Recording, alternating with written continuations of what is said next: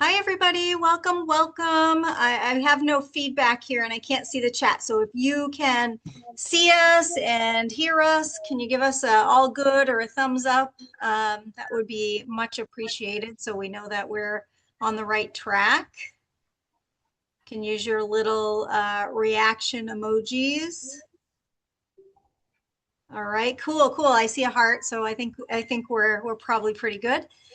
So thank you all so much for joining us today. Altar Magic with Tam. So a lot of you bought the kits, so we are going to get right into it today. So I'm going to hand this right over and enjoy Altar Magic. All right. Hey, everybody. How's it going? Good to see you all again. I know I can't actually see you, but since you can see me, it is great to see you as well. I feel like we have some new people here too. So, what I'll do before we get started is, of course, I'll introduce myself. I'll start with my thank yous and all that. And then, like our typical webinars, I like to give you guys as much info as possible. So, we will go through some slides before we actually get down to the nitty gritty. And at the end of this, what we'll do is I'm not only going to give you guys a bird's eye view of my own working altar, but I'm also going to show you how I cleanse it, how I charge it, how I even call the corners and call down my power and activate the altar. So I feel like this is a great lesson for y'all also to learn how to do all of those things as well. Now, don't forget, I am definitely not a gatekeeper. So if none of the ways that I'm setting up my altar and teaching you how to do your altar doesn't vibe with you, then so be it, baby. Go ahead and do your own. Feel free to tell us why, even that you don't agree or like you set yours up differently. One of the things I love about these webinars is connecting with you guys. So it doesn't matter if you're just now learning, if you have been taught by some kind of coven, or if you read the Big Blue Book by Raymond Buckland. We're all learning together. So other people also might learn from the question you ask or from the comment that you make as well. So go ahead and let's get us started. Okay. So, like I usually do, I like to welcome everybody with a nice thank you. So, hello, everyone. Welcome to the Altar Magic webinar. Move this out of my way a little bit. For those that are new to my webinars, my name is Tam, and I am the sole owner and working witch of Tam's Enchanted Emporium.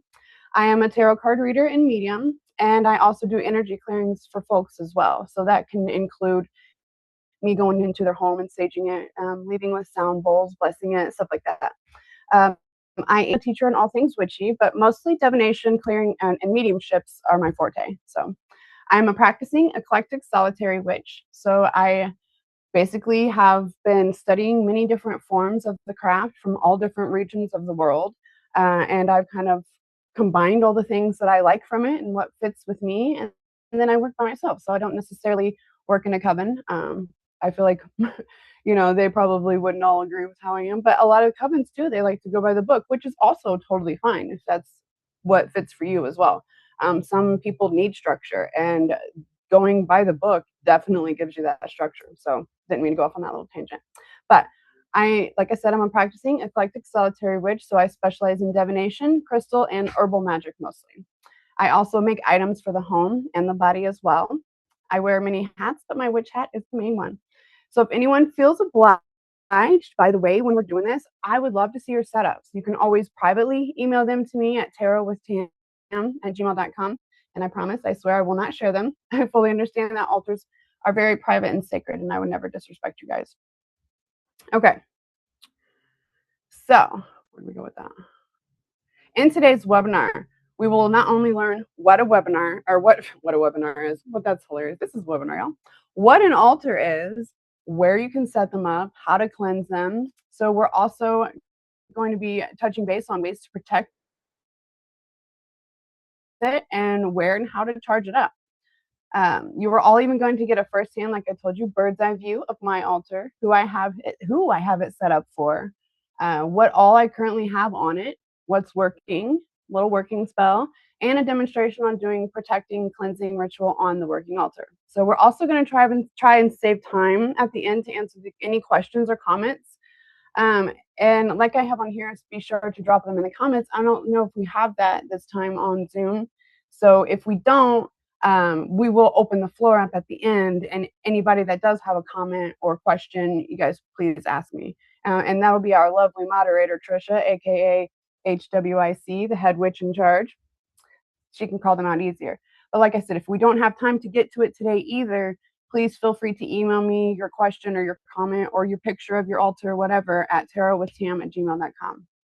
So now, if y'all started with the altar magic kit, first of all, I want to thank so many of you for getting that altar magic kit. It was awesome of y'all. Y'all really showed up for that. Then you would have received one of the following, or all of the following actually. White sage, of course, ethically sourced. I know there's a lot of talk that goes around about cultural appropriation and closed practicing when it comes to white sage.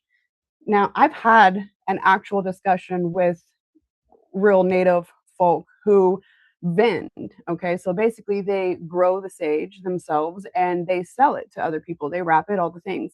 And the way that they talk about it too is something that I've also heard many other people say as well.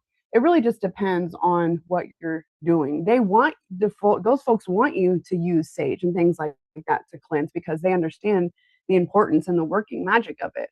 And so it's not like you're putting on a drum circle and wearing a bunch of feathers and things. I feel like if that's not in your DNA, then that would be cultural appropriation. Does that make sense? So anyway, white sage, ethically sourced, of course. Palo Santo stick, a feather, also ethically sourced. I do not go out plucking birds or anything like that. And I always make sure when I'm buying from people too, like other vendors and whatnot who sell these in bulk, I'm doing a lot of question asking. I'm asking them, where do they get these feathers? If it's bones, I definitely ask, how did you receive these bones? You know what I mean? I don't want people out here hurting animals for the greater good of what we're using them for. So then anyway, you would have also gotten a pentagram chime candle holder. And by the way, there will be a candle magic class coming up here soon. And I'll show you secrets of some candle magic. But I'll also tell you how to hold your little chime candle in the holder for it to stay in there. It's super easy. You also would have got 2 chime candles, 1 black, 1 white, 2 crystals, 1 clear quartz chunk and black tourmaline. Both are raw. I feel like that's the best, not manipulated by man. You would have also gotten handmade by me. Actually, that was made in the Black Salt webinar earlier in the month. And you would have also gotten some Florida water. Now, hey, Tam, can I just stop you real quick? Yeah. The black box with my name, is there a way you can drop it down? Oh, yeah. That way people can fully see. Oh. That went away. I don't know where to put that. I think maybe even if you close it out, try okay. Or even Xing it out, that would be okay. Right. There you go. Is that better? That's much better. Thank you. Oh, okay. So you guys can actually see my whole screen. So that's great. That literally, they mean entire screen. All right. Well, that's much better now. Thank you, Trisha, for that. I definitely appreciate that. I would have just gone on this whole time, leaving that up there, moving it around. So anyway, I guess this is all a learning experience, right, guys?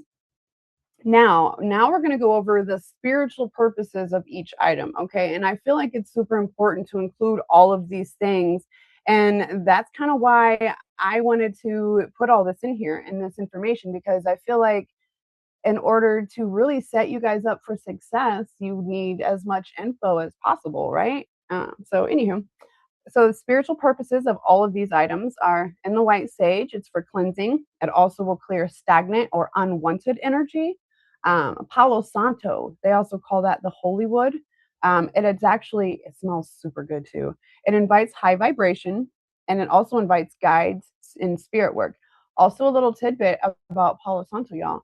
I like to use this a lot, and I have one in my little working cauldron right here behind me. And the reason for that is because it burns out pretty easy. Like, it doesn't stay burning forever. You know what I mean? Like a candle, you have to watch it. With Palo Santo, if you just let it sit there in a fire safe dish, it'll go out on its own very easily.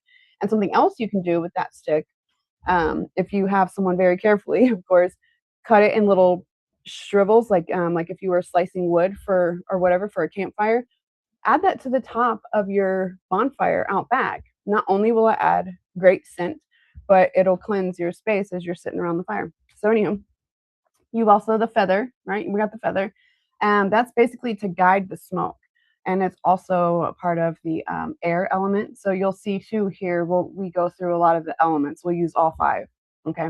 So for the pentagram candle holder, the point of having the pentagram on there, it anchors the five elements: earth, air, fire, water, and spirit.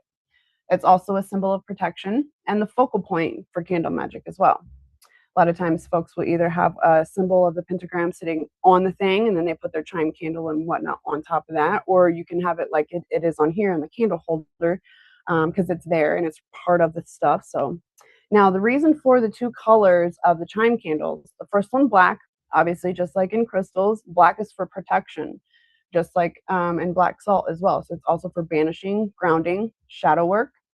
The white candle, per se, that's the purity one. That's for clarity, healing, and also white means you can switch it out for something. So if you are trying to do candle magic spell and you don't have that color, substitute white. You can also write along the side of your candle, which is another thing we'll go over in candle magic, but either it be your initials for the thing you're doing or the intention, well, like a one word intention, obviously, because the chime candle, you do not have much room. It's like 4 inches. But yeah, you can totally do that. You can also carve runes in there for protection or symbols of abundance, whatever it is you're trying to do. So, and that the color for white, if you remember from the tarot webinar, is purity, clarity, and healing. So the crystals, the reason why I chose those two, okay, obviously clear quartz, as most of you know, that is an amplifier. All right, it's a universal battery for magic and meditation. The black tourmaline, that is one of my favorite go-tos for protection crystals. It grounds and protects, absorbs negative energy, and it's a protective shield. Florida water cleanses energy, uplifts the vibration, blessing the space and the tools. Now, I do use a mixture of Florida water. When we go over my altar, we'll go and I'll tell you what I put in mine. But I don't necessarily like the way that actual real Florida water smells. It's very cologne-y, very perfumey. So there are plenty of people on Witchsea that make their own and sell it there too, or you can also make your own. Anywho, cleanses energy, uplifts vibration, and it blesses your space and your tools. And then black salt wards off negativity, harmful intentions, spiritual intrusion. Okay. I love using that word for that, spiritual intrusion, because you be having some energy vampires coming around all the time, and this will definitely help keep you safe from them. Also creates boundaries, physical and energetic. Now, what is an altar? Goodness gracious. We all have seen altars. It doesn't matter if you've been in a religion, if you have especially been to a different culture's house. A lot of other cultures use altars as for like their ancestors and whatnot, or their saints, things like that. So it's used for many things. So an altar, this is literally the definition, is a designated sacred space where spiritual tools, intention, and energy come together for ritual, meditation, prayer, or magical work. At its core, an altar is both a physical setup and an energetic focal point. You can arrange purposeful items or objects such as candles, crystals, photos, statues, herbs, symbols, or offerings that represent your spiritual practice, your guides, intentions, 100%, ancestors, or energies that you are working with or for. Okay, I'm purposely using these words in here because I don't know what your altar is going to be for. I can tell you what my altar is for, but it really just depends on what you're working with, who you're working with, and who it's for. So it also becomes a safe space, one where you can focus your intentions, ground your energy, connect with spirit guides or ancestors, perform rituals or readings, and even anchor your intentions into the physical world. Now, if y'all probably noticed this background behind me, and all the webinars you've seen this, and this is also for those who have gotten Zoom readings with me, this is where I do my readings. And that's because right over to my left is my altar, and then over to my right is all my crystals. And plus, I have my big plants behind me. And what is, that, come on, this is like the best cubicle space ever. Okay, Now, types of altars. Did I miss one? No. Okay. Types of altars. As you can imagine, there are endless amounts of types of altars from all kinds of cultures and even religions from all around the world, like I said. So here we're going to go over the main types, what makes them different. This may also help you in expanding your horizons on altar making. There are never too many or mixing of kinds that would be considered wrong or not right. These things are just like your magic. It's yours and for you. And every time you guys take a webinar with me, you're probably going to hear me say that again and again and again. And it's only because some folks are new and might not have been to one before, and they might not have heard that phrase either. And they might feel like they have to be one way or another. And, it's not like that at all. So, anywho, again, an ancestor altar. This will be for either one specific family member or multiple. It can include a picture of them. Most of the time it has a picture of them, an item that they owned, candles, and maybe even the type of perfume or cologne that they wore. If they smoked, you can even leave an offering of tobacco, dried tobacco, of course. I used to smoke, and now that I don't, I can't stand the smell of tobacco, so I just add it to the mixture, and I'll show you guys that later for one of my offerings for Hecate. Anywho, manifestation altars. Okay, these are going to look a little different, but basically they all kind of look the same because they'll be different in a sense of what's on the altar for whatever it is that you're doing, right? So manifestation altar, that's going to involve things like abundance crystals, green aventurine, citrine, pyrite, great abundance, for abundance of money. Candles that reflect the color of magic that you are performing. Stay tuned for a later date for that, for candle magic, but probably green, gold, and if you don't have green or gold, white will do. Protection altars will have crystals and candles to match that color, black. It's a powerful protection color, and it's a corresponding crystals, and those corresponding crystals pack just as much of a punch. Crystals like shungite, black tourmaline, black obsidian, etc., are widely used for this reason. Now, a little tidbit about shungite, something fun about this. It's also an EMF blocker. So if you are a person that has a lot of electronics in your home and you feel like you're absorbing a lot of that EMF, get you a big chunk of shungite and sleep by it. You know what I mean? Another witch tip. By the way, there's going to be a few witch tips throughout this webinar. So this is a great little, little tidbit to add to your little repertoire of knowledge. Put a small little piece of black tourmaline above each entry into your home. If it doesn't fit on the trim, like right on the top, if you remember Hocus Pocus and she reaches over the top for her lucky rat tail, that's the spot I'm talking about. If it doesn't fit there, then you can get a tiny little bag and hang it above the door, like a little mesh bag. This is not little, by the way. This is much bigger. And it's stuck. So anyway, it was a much bigger mesh bag, but get a little mesh bag because you don't need a big piece. Hang it above your door, add cinnamon sticks for abundance, and now you have a 2-part working spell to both protect your space of negative energy and attract abundance into your home. So, bam. Now, seasonal altars. This is one of my favorite ones to do because not only does it change up your normal everyday altar, okay, but it also embraces and embarks the change of the seasons, right? And fall being my favorite, I like to go out there and get lots of what I call happiness, which is fall leaves, and add that to mine. You'll just see fall leaves all the time on my fall altar. But anyway, seasonal altars are super cool to do because you get to go outside and forage for items that remind you of that time frame. So, for example, okay, bird eggshells, in parentheses, ethically sourced to find them and not make them dead. Please do not unalive some birds so you can have their feathers or their eggshells, okay? This is great for spring, not that being great for spring. I mean, you get my gist. The stuff that has already fallen. That's a great idea for spring. Flowers for summer, dead leaves for fall, pine cones for winter, birch bark, etc. So obviously you will do what you want at your own discretion, but please do not disturb nature to obtain your altar items. If it is dead already or fallen off the tree, this is a much better, witchier way to forage for your altar items or buy from a witch's small business. There are always folks that sell what they find, so you don't have to. Especially if you are not a person that lives in the Appalachian Mountains, we've got some witches on Witchy that have items that are only up there and stuff like that. So please support those witches before, you find somebody on Etsy. And then last but not least for these kind, a deity devotional, there we go, altars. Lovely dyslexia popping out again. This will be a combination of all the things that we talked about for all of the other altars, plus some other more very specific items, depending on what deity you are working with. Okay, so Google nowadays, unfortunately, can help you in picking items for offerings. If you don't know necessarily all the things or the colors or the crystals that would coincide with what deity that you're wanting to work with, or wanting to call in, just do a little Google search and you'll definitely find a bunch of stuff on there now. And you can cross reference as well. You don't have to just go with one, but it's a lot easier to find those things out nowadays.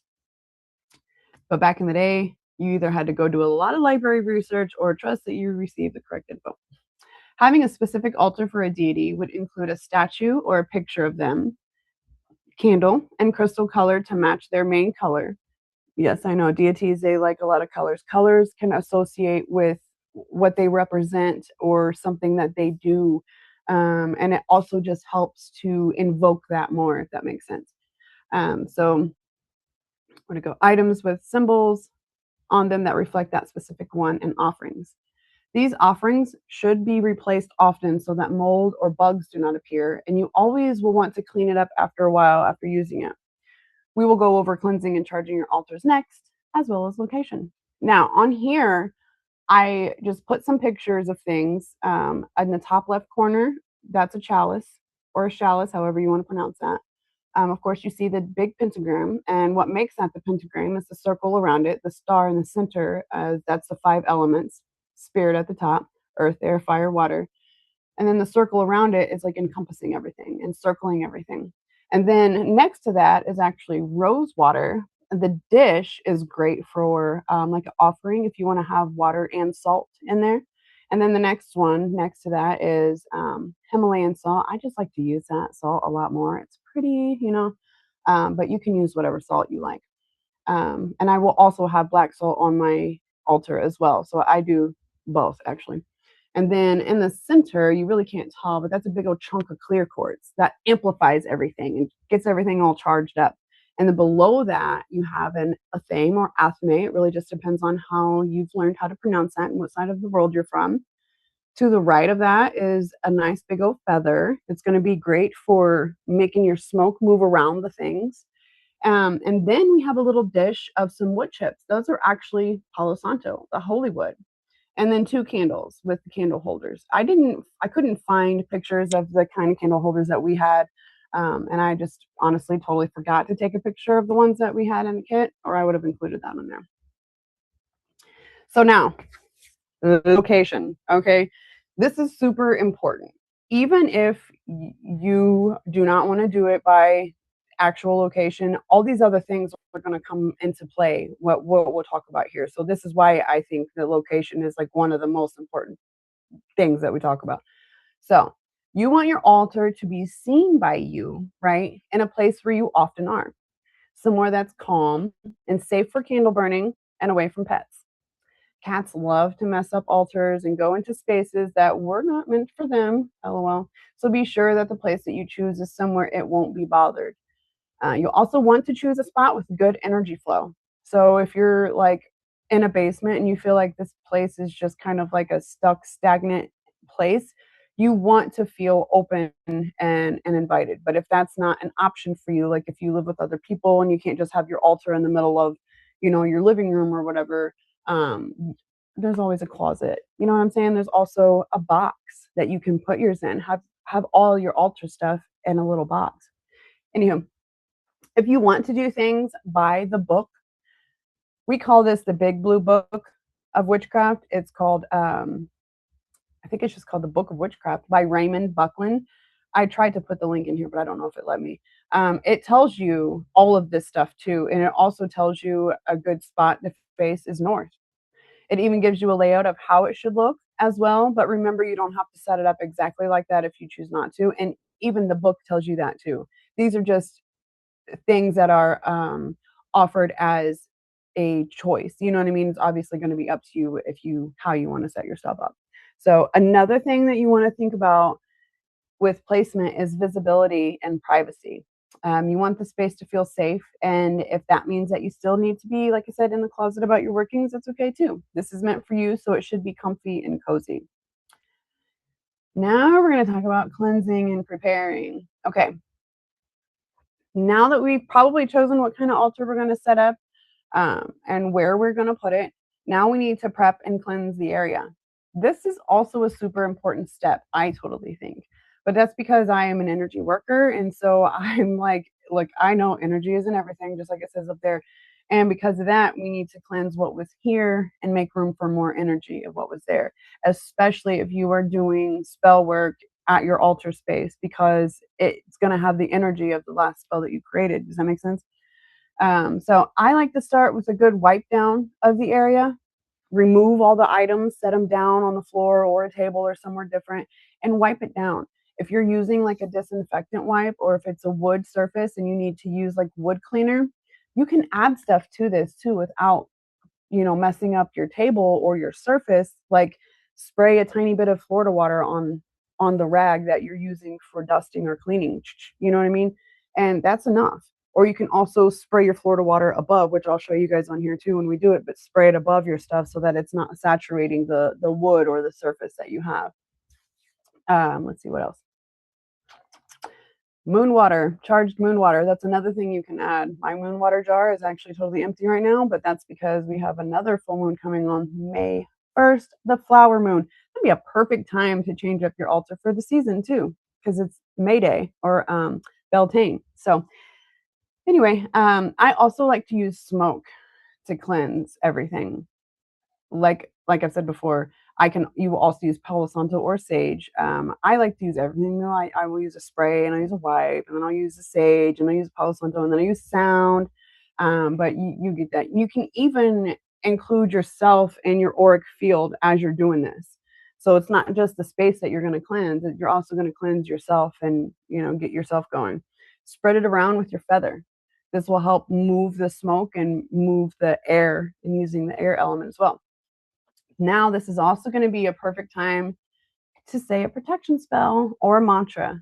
I use a mantra when I'm doing energy clearings. I remove all negative things from the space and fill it with positive light.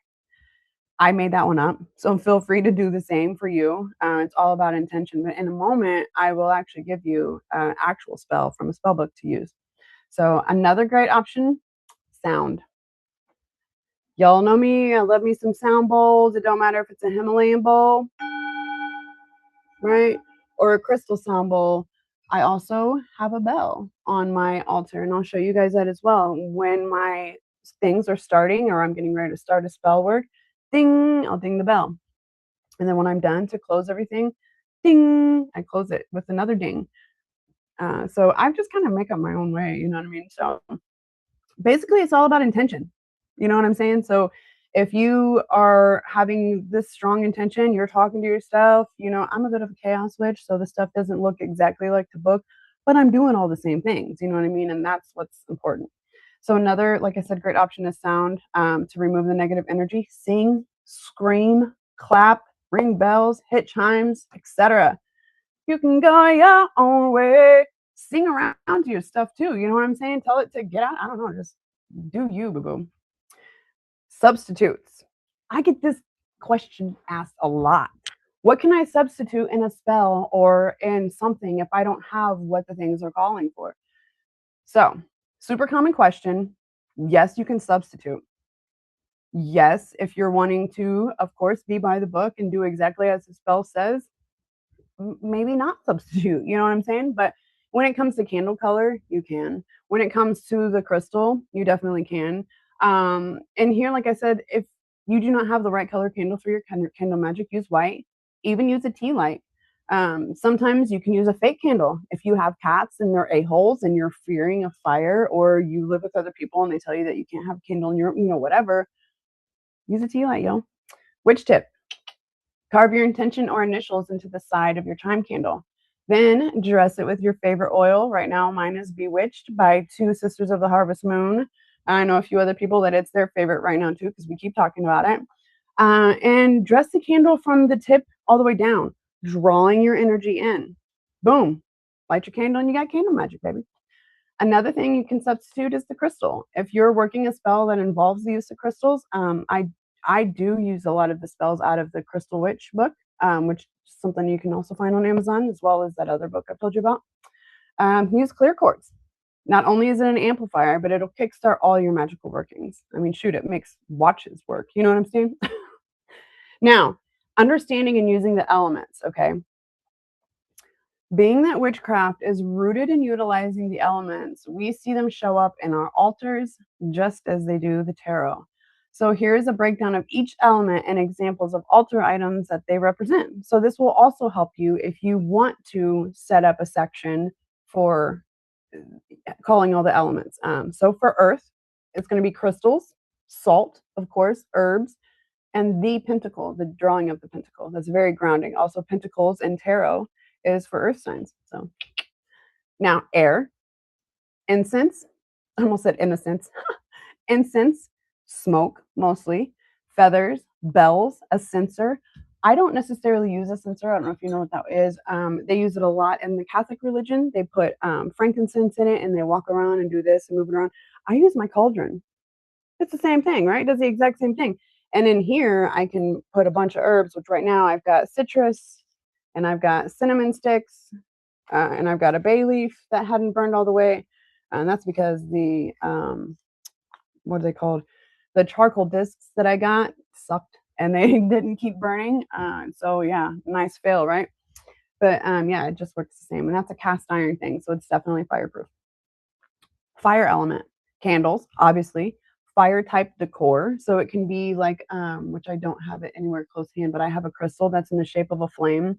It can be like that, or something red, black salt, burnt ash, a thame or athame, that's your sword. And if you remember too, which actually the sword is air and fire because it's both, but when you make the sword, you know, it's forged in fire. Anywho, in tarot, the air signs are swords and the fire signs are wands. So that's another one that I should have put here too when the fire thing is a wand.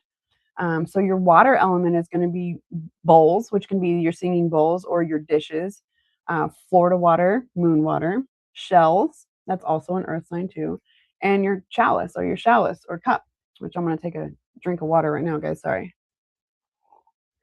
I felt like that was a perfect time. If y'all have something to drink, go ahead and take one too. We should do one time where we have like a game, like a drinking game or something. Every time I say which, shoot, I might not be able to finish at the time the webinar was over if we did that. Anyway, water, that's going to be bowls, Florida water, shells, chalice, like I said, spirit, deity items, photos, symbols, personal items, the top of the pentagram, also certain crystals that will go for that too. Of course, clear quartz, selenite. The one that I have on mine is a slab of satin spar, actually, so which you'll see mine here in a moment. Now, building the altar. This order, right? Order of operations, which, like I said, if you are anything like me and like a chaos witch, I don't do things in order half the time. I forget. I'm dyslexic, all the things. But you know, it is what it is. All the stuff still gets done. You know what I mean? So whatever. But this is still out of Raymond Buckland's Book of Witchcraft. So it's a big blue book. Literally, it looks like a Bible. Number one, of course, what you should do is cleanse your space, like we talked about. Then two is going to be lay the foundation. So your cloth, a tray, the shelf. My husband built a shelf for me, as you can see. So mine definitely sit up there. It had to be away from the cats, and now it's really still not high enough. Honestly, they can get up there, but anywho. Then you place all of your elemental stuff. Add your intentional items, right? Then activate your altar. Light the candles and place your hands over the space, just like this, as if you were blessing it, because you are. Speak your intention. Example, I awaken this altar as a sacred space of connection, clarity, and magic. Visualize a soft, radiant light glowing from your space. Your altar is now active. And if you have taken some other sort of class and have heard about calling your power down, it's the same thing. They tell you to visualize the power above you like a cone, and it just is seeping over you like a beautiful, soft, radiant light. And that's your auric field. That's the power that you have in you. Your altar is now active. Another witch tip, right? Speak to your items as you lay them out and tell them what they are for. This adds life energy into the items that you're working with, and it increases your intention. And I'm not even joking. Like, for instance, literally talk to it. Tell this piece of cinnamon, if it's going into the thing, I am adding you for abundance, bringing in abundance and health and wealth to my family. Same thing with the bay leaf. If it's an intention that you're trying to set, or if it's something that, usually with bay leaves, it's something that you're bringing in, the same kind of thing. You don't have to write on it if you don't want to. You can just speak to it. And then the citrus, the same kind of thing. I would say, I am utilizing you to bring light into this and to bring warmth into this spell, or whatever it may be, into this space, and add light energy. You get my gist on that? And the reason for that, it kind of takes you back to the Chucky movie as kids, when he's making Chucky come alive with the, being possessed or whatever. It basically, what I'm getting at is, if any kind of magic that you're doing, especially if you're doing something like a poppet or something like that, speaking its energy into it, telling it what it's doing, all that does is just increases the energy in it. It increases that intention, that magic, that power that it holds. And now it knows what to do, because it has no choice but to listen to you. So, placements, okay? This is going to be also the same thing that I've told you guys this whole time. By the way, when you see my altar, it's not set up exactly like this. Okay, like I said, I'm a chaos witch. What can I do? Mine is set up how it feels like it flows for me. And that's what you guys should do too. This is just an example of the Big Blue Book from Raymond Buckland, on how things could look. But even when you look at it in the book, they tell you the same thing. You know what I mean? This is how you can set it up, but you don't have to do it that way. Now, if you're in a coven and you guys are all learning that way, probably so, because I feel like, there could be a test for you. I don't know, like, what kind of stuff you guys are learning, but, who knows? According to the Big Blue Book by Raymond Buckland, there is a side on the altar for each item. Of course, like I told you just now, again, just as the other webinars that I've taught, you do not have to set up your altar like this, nor do you have to have all the exact things. This is the point of the altar kit too, is stuff to get you started, and anything else you want to add to it is up to you and for you. So this is just a format for a possibility, and how it was also taught to me. So you will see when we go to my altar, I do a combination of the taught way and a little flair of my own. So they say the left side, goddess symbols, your chalice, lunar items, can be selenite, can be an actual moon. Like I have a hematite moon here with all the little craters. But yes, you can do that. Then the right side would be God symbols. That can also be your athame or athame, your wand, solar items, etc. If you notice, lunar items are under the goddess, right? And solar items are under the god. Goddess of the moon, selenite.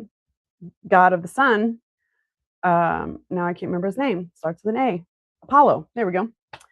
Items that he uses, Mr. Raymond Buckland: athame, wand, chalice, pentacle, a censer or incense, candles, a bowl with salt and water in there, an offering bowl or cauldron. Buckland does tell witches to develop what they feel is best. This way, the magic they create is even more stronger, and that was probably not good grammar, and I'm really sorry for that, due to the fact of personal intention. But he also gives the original layout if you choose to follow. So this is also the rest of that layout, original layout. So 1, placing the altar itself, table, shelf, or surface, like we said. 2, set your goddess symbols for next on the left. Goddesses come first, of course. Set God symbols on the right, and then place your elemental tools in the cardinal directions in the shape of a pentacle if you don't have an actual pentacle. My husband actually gifted me with, it's like a altar decor thing. It's bronze, and you'll see on here in a moment, it's a big pentagram, and I have crystals set on each point. It's perfect size too. So spirit, first A, that's going to be the north part of the pentacle, the top part, right? Because spirit is all things. Then air, that's going to be upper left corner or northwest. Water, upper right corner or northeast. Earth, okay, that's lower left or the southwest corner of the pentacle. And then fire, the lower right hand corner of this, or the southeast, the bottom corner. I know I'm pointing and it's probably like opposite sides for you guys, but you get my gist. That's why I said, either upper left or northwest, because y'all know, how to read the compass thing. There we go. I have no brains today, y'all. How about this? Now we're going to go over charging and maintenance. And soon we're going to get to the fun part too of getting to see mine, do the protection thing, and all that kind of jazz. So overall maintenance is going to include dusting, replacing your offerings, vacuum around the floor around it, etc. You will want to charge the space, so do an energetic cleansing every once in a while and protection barriers often. So, of course, ways to cleanse, as we told you before, and we'll go over again, include smoke, Palo Santo, sage, incense, etc. Or if you're a marijuana smoker, you can blow that smoke around too. It's definitely going to make the energy calm. You know what I'm saying? Florida or moon water. I like to put it in a spray bottle for super quick and easy cleansings. And I'm not going to tell you just yet until we show you the altar, but this is my spray bottle, my makeshift spray bottle, and it's got 2 different kinds of Florida water, a super special oil by a super special couple of sister witches over there, and a crystal. So that's what I use. Sound, bells, chimes, singing bowls, singing. Great way to charge the space. Here it is.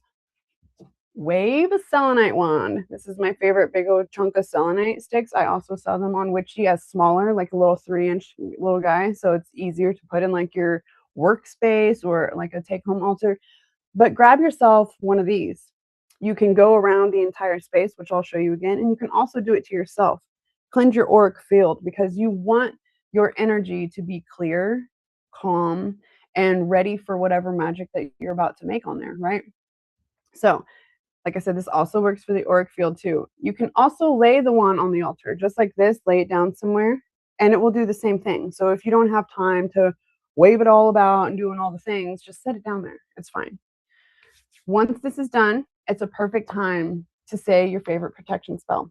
Hold your hands out over the altar, like I showed you a moment ago, while you're doing this, as if you are blessing it, because you are. By earth, air, fire, and sea, this altar is protected by spirit, so mote it be. That's a super great short one, and it calls in all the elements. That's an actual spell, too. It's from a real spell book. It's not by, some junk crap or whatever. But if that doesn't work for you, then you can always say something else, too. And you can always think the things in your brain. You don't have to say them out loud. Spirit can hear you. Spirit does not need you to say the things out loud. So if you are living with people and they don't want to hear you calling your corners and, talking about spells out loud, just whisper them or say them in your head. Whoops, fast one. Now, show and tell time. So now it's going to be a time to invite you into my sacred space. So I will show you and explain my altar, as well as show you all how to cleanse and charge your space, how to call your corners, and then we will draw the power down and say our protection spell over it. So I included a picture here of a different kind of altar. If you look, they have bread as offerings and not just candles. I don't know what's in their chalice, probably wine. But what I'm going to do is I'm going to move my computer to this little section, and then I'm going to hold it up and show you guys everything real fast, and I'll talk. You'll hear me, but you'll see the altar instead. You'll hear me explaining what each section is, what things are, and then I'm going to set it down and step off to the side, and you'll still see my altar, and you'll still see me. Or did y'all hear my hillbilly come out? Y'all still see my altar. Sorry about that. Let me tuck my hillbilly back in. No, and then what I'll do is I'll sage and cleanse my space real fast to show you what I'm doing and what I'm talking about. I'll do smoke, I'll do selenite, I'll do sound, and then we're gonna light the candles, and I'm gonna call the corners. I don't know if y'all have ever seen anybody do that. It's actually super easy. So give me 1 second and we'll move us around here. Hey, Tam, can you Yes. stop sharing your screen so we can have a full view of it? Yes. Are you there? Yep. Perfect. Okay. You can see me now? Yep, full screen. Okay. 1 second, guys. Let's move the computer real fast. Okay. I'm going to unplug my mouse there. There we go. Can everybody see this okay? I think we can. Yep. Get a good view here. Okay, yep. Perfect. All right. So basically my altar is set up for Hecate. I have a statue here for her. It has the 3 different depictions of the woman. It's got maiden, mother, and crone. I have 3 different size keys around the section here for her as well. And then next to here, I have a little offering dish, and it has a mixture of things. Since Hecate is all about dogs, I chose to use some coyote bones. So I have coyote tooth, and I have a little coyote bone. And then I also have a combination of different herbs that she likes. So it's got mugwort and wormwood, since she's, the goddess of witches, lavender. And then I've also got dried tobacco for her as well. And then in this little offering cup is, I don't drink wine because it gives me a headache, but this is a raspberry beer, actually. So I feel like that was a nice alternative. I've got a Hecate devotional candle from the lovely Dark Eyed Lady Designs. She's on Witchsea. A big O rose quartz thing for my incense. I also have a little cauldron with tea light underneath it. And in here is actually the bewitched oil from the 2 sisters of the harvest moon. So all I have to do is light the candle underneath it, and it puts the yummy scent into the air. And then for right now, for spring, I have a quail wing, obviously ethically sourced. Then I have my lovely money oil from Magic Mountain Maven. Of course, a big old bottle of bewitched oil, because you have to have the big bottles of that stuff. Oh my God, you guys. I chose moss agate for the other crystal side. And then this is my big O thing. It's hard to get it out of the skull. And in here is my spray bottle of Florida water. So I've mixed regular Florida water with spiritual shield and bewitched oil and a crystal. Shake it up and spray around. I've also got a railroad tie for protection.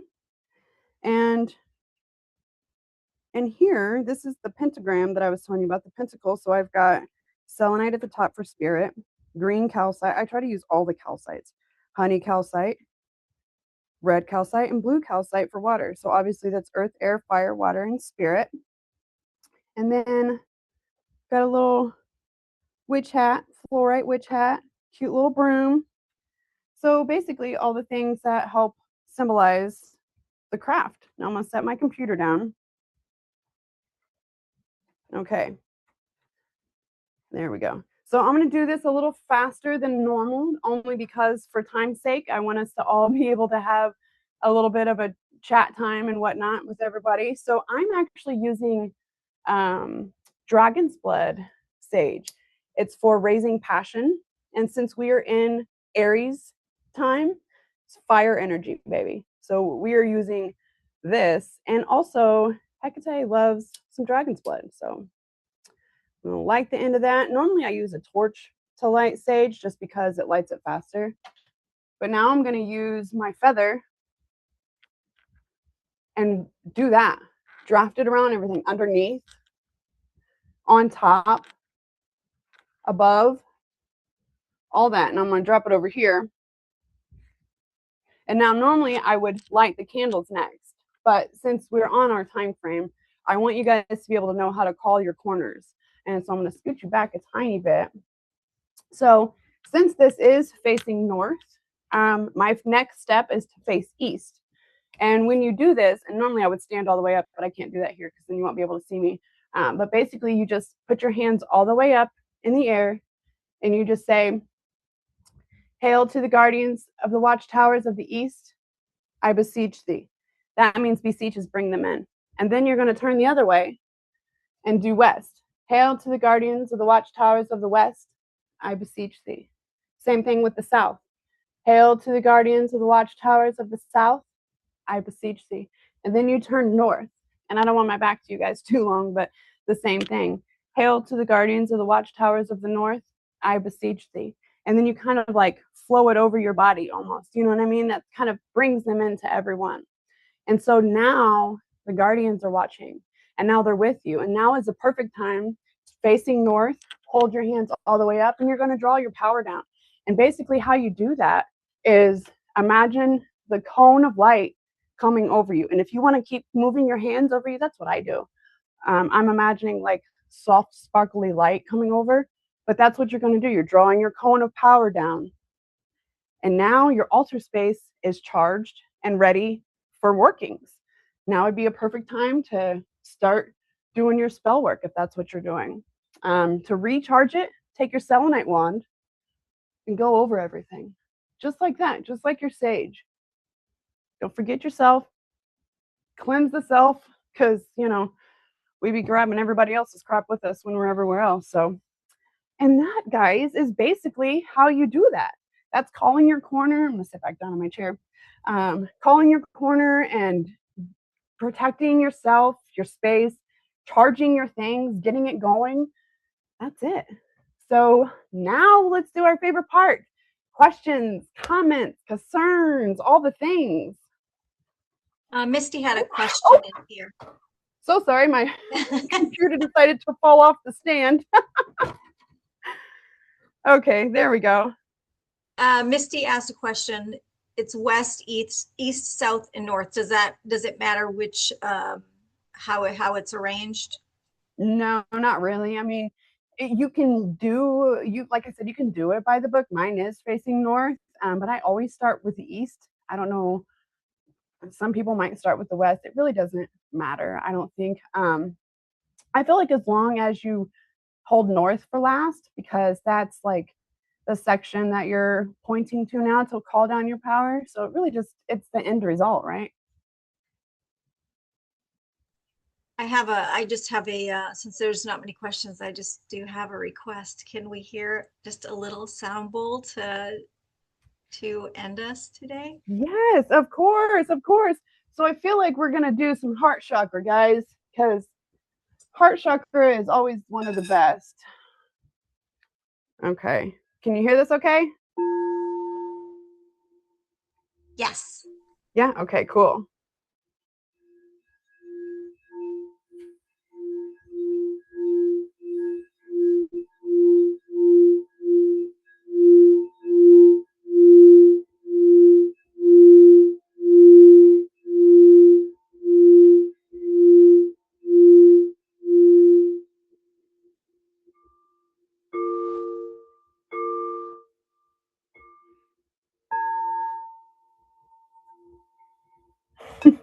Gotta love it. Yes. I know, right? I hope we can revisit the sound bowl and do it again, because that is phenomenal. Yeah, we definitely will. He has a question. Is the ring that you have, is it tourmaline? Yes. Yes, it's big old chonk. Big old chonkers is what I call him. Yeah, that's black tourmaline. I wear it all the time. You see me do it wear it in readings. I like to wear it when I've also got it on my, oh no, that's clear quartz. I did have it on my earrings yesterday, but yeah, that's like one of my favorite protection crystals for sure. I feel like you can wear it and you can, you know what I mean? It's so versatile and it's so pretty too. Yes, nice choice. That was a good one. So real fast before we go, guys, I wanted to remind everybody we still have another webinar happening. Oh, she froze up a little bit.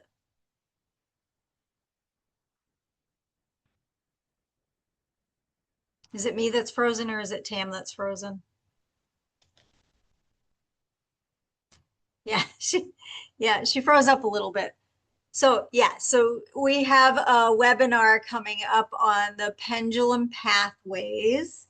So hopefully you all can join us for that. Let's see, when is that? That's coming up soon. But we also have the Women's Circle with Blythe the Shadow Witch. That is what that is her specialty. So we're going to do it on people pleasing. And I think we might do it like meeting style. So anyone that wants to have their cameras on can have their cameras on. And if you want to come in and if you want to share the journal prompts that we're going to be doing, it's going to be all for the ladies, and it's going to be very safe and sacred place. So I think it's going to be pretty incredible. So that's coming up. Broom Magic, if you got your kits, that's coming up in May. And then Tam's Pendulum Pathways. When is that? That is on the 16th of May. So Pendulum Pathways is coming up on the 16th of May. So definitely, if you haven't gotten the kit and you want to learn how to swing that pendulum for divination, I think that's going to be very, very cool. I'm not sure if Tam's going to make it back. So I want to thank you all so very much for coming today. We have a lot of good stuff in June coming up, a lot of good stuff in May coming up. And then we're going to take a little bit of a break for a week in May. Patty and I are heading to Alaska for some cleansing and some grounding. So it's going to be very, very exciting. So thank you all again for coming today. We appreciate you all and supporting us, and we hope you have a great rest of your weekend.